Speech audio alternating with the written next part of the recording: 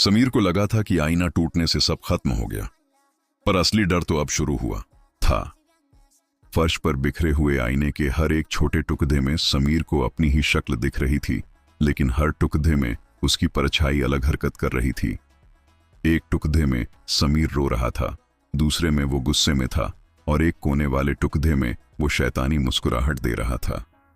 रात के 3 बजे समीर ने महसूस किया कि पूरे कमरे में सरसराहट की आवाज आ रही है, जैसे कोई कांच को जमीन पर घसीट रहा हो। उसने लाइट जलाई, पर बल्ब तुरंत फट गया। अंधेरे में वो बिखरे हुए टुकड़े खुद ब खुद हिलने लगे। वो सारे टुकड़े एक जगह इकट्ठे होने लगे और धीरे धीरे एक इंसानी ढांचा बनाने लगे। समीर ने दरवाजा खोलने की कोशिश की, पर वो बाहर से लॉक हो चुका था। वो सारे कांच के टुकड़े जुड़ कर एक अजीब सा कांच का इंसान बन गए। उसके पूरे जिस्म से समीर की ही हजारों आंखें उसे घूर रही थीं।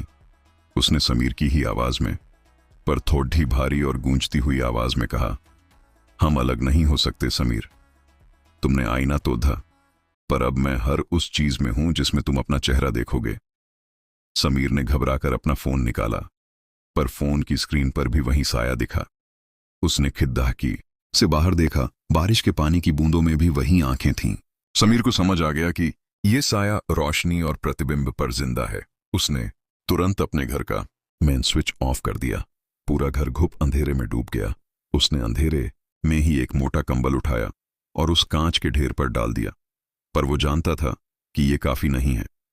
जैसे ही सुबह की पहली किरण पड़ेगी, यह फिर से जिंदा हो जाएगा। समीर ने उन सारे टुकड़ों को एक लोहे के संदूक में बंद किया और उसे सीमेंट से जमाकर शहर से दूर एक पुरानी नदी में फेंक दिया। दुनिया को लगा समीर नॉर्मल है, पर अब समीर कभी आईना नहीं देखता। वो अपने घर के सारे आईने निकाल चुका है। वो यहां तक कि पानी पीने से पहले भी घबराता है कि कहीं पानी की सतह में उसे फिर से वही आंखें न दिख जाएं। आज भी जब कभी समीर के घर के पास से कोई गुजरता है, उसे बंद कमरे से रोने की आवाज आती है, पर समीर तो बाहर होता है। लोग कहते हैं कि उस संदूक के अंदर बंद साया आज भी समीर के असली जिस्म का इंतजार कर रहा है।